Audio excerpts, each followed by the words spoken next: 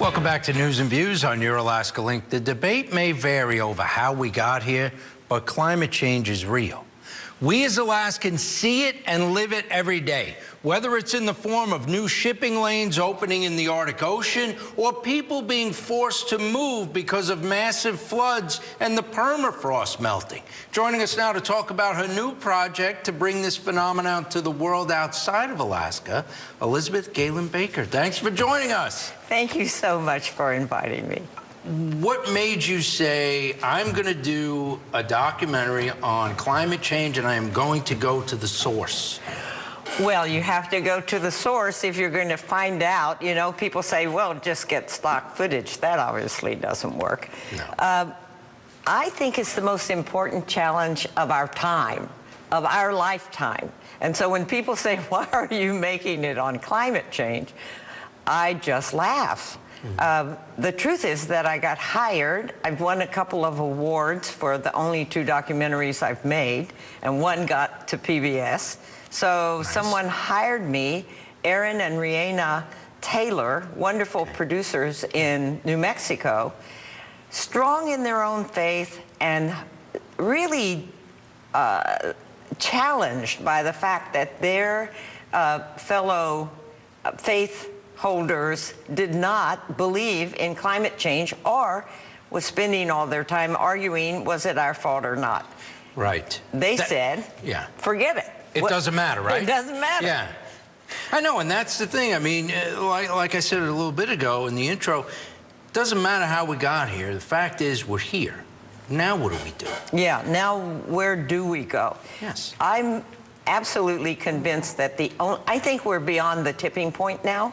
And I think the only thing that can save us is having the faith and the grace to really change our values and really do something different with our lives and realize that we are only one species, all human beings, and we need to stop killing each other and we need to stop killing the planet.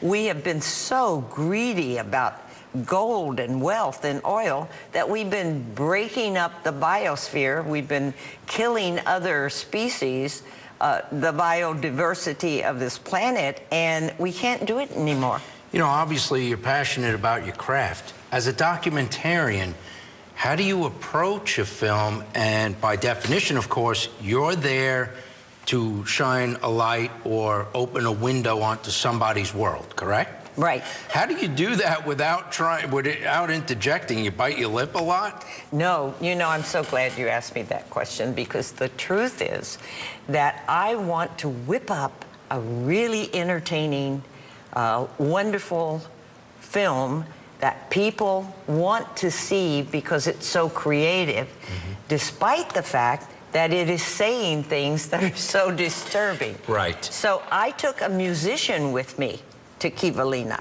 And we sang with the villagers. And Jerry Ferris is the man, and he's a great storyteller.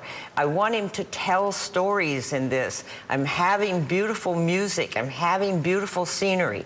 I want to create something that's so creative.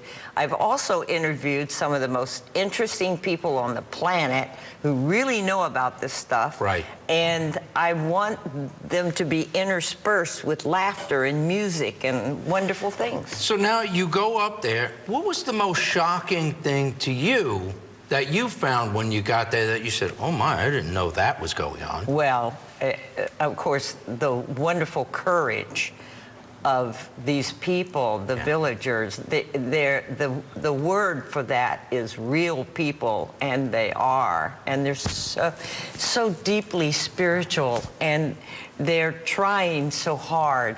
I had no idea that all of it combined, you know, their drinking water now is getting muddy because of the defrosting of the permafrost. That's right.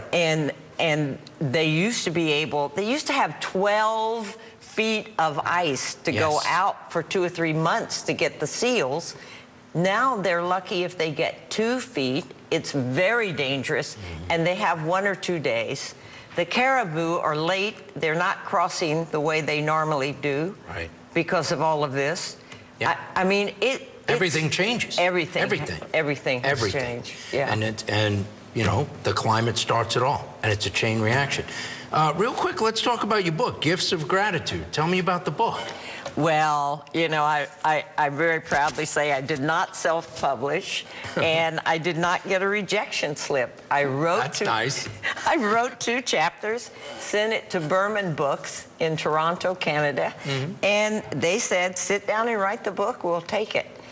Great.